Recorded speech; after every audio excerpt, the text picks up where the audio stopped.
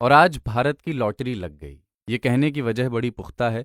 जम्मू कश्मीर की धरती में लिथियम का इतना बड़ा भंडार जियोलॉजिकल सर्वे ऑफ इंडिया को मिला है, जितना दुनिया के कम ही देशों के पास है। कम क्या, सिर्फ चिले के पास है, जो इस मामले में नंबर 1 देश है। अब तक की जानकारी यह है कि रियासी नाम की जगह पर करीब 60 लाख टन के भंडार मिले हैं। और ये 2021 में कर्नाटक में पाए गए लिथियम भंडार से बहुत ज़्यादा है। वहाँ बस 1600 टन मिला था, ये 60 लाख टन है। लिथियम को वाइट गोल्ड भी कहा जाता है, क्योंकि आज कैमरा, मोबाइल, लैपटॉप, ब्लूटूथ, खिलौनों से लेकर बहुत सारी चीज़ों में लिथियम आयन बैटरी का ही इस्तेमाल होता है, यहाँ तक कि इलेक्ट्रिक व्हीकल्स में भी।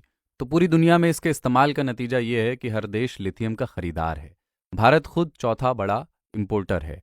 माना जाता है कि यूक्रेन में लिथियम के सबसे बड़े रिजर्व हैं, और रूसी हमले के पीछे कई वजहों में एक कारण ये भी है कि वो इन रिजर्व्स पर कब्जा चाहता है।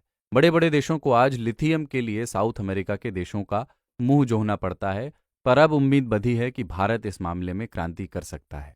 तो हमने IndiaToday.in के साइंस रिपोर्टर शिबू त्रिपाठी से बात की, जो भारत को ये गुड न्यूज़ मिली है। शिबू, मॉनेटरी तौर पर भारत को कितना फ़ायदा भविष्य में होने वाला है इसका? देखिए, जियोलॉजिकल सर्वे ऑफ इंडिया को करीब करीब 60 लाख टन का एक रिजर्व मिला है जम्मू कश्मीर में लिथियम का। इंडिया के लिए फाइनेंशियली ये बहुत बड़ी बात इसलिए है क्योंकि अभी तक हम इंपोर्ट डिपेंडेंट हैं। बाहर से हम लिथियम को इंपोर्ट करते हैं अपने देश में अलग अलग चीज़ों को मैन्युफैक्चर करने में, जैसे लैपटॉप की बैटरी हो गई, मोबाइल की बैटरी हो गई, इलेक्ट्रिक व्हीकल्स हो गए।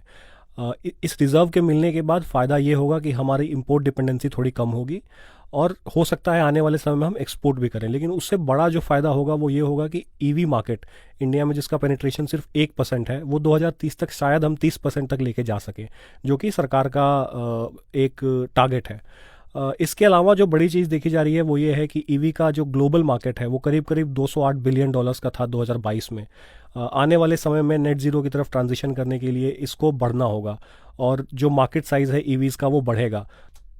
तो खास करके इंडिया एक बड़ा लीडर बन सकता है ईवीज़ के सप्लाई, मैन्युफैक्चरिंग और खास करके लिथियम के सप्लाई चेन में, चाइना को पीछे छोड़ के उसकी रिफाइनिंग की टेक्नोलॉजी को आगे बढ़ाकर।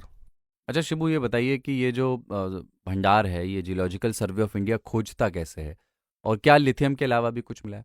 ये एक लंबा प्रोसेस है, न सिर्फ लिथियम बल्कि और भी अलग अलग मिनरल्स को खोजने की जो प्रक्रिया है वो काफ़ी लंबी है। सबसे पहले डेस्क बेस्ड स्टडीज़ की जाती हैं कि किस रीजन में उसको पाया जा सकता है। इसके अलावा जियोलॉजिकल मैपिंग की जाती है उस एरिया की, अगर डेस्क बेस्ड स्टडी से कुछ ठोस सबूत मिले।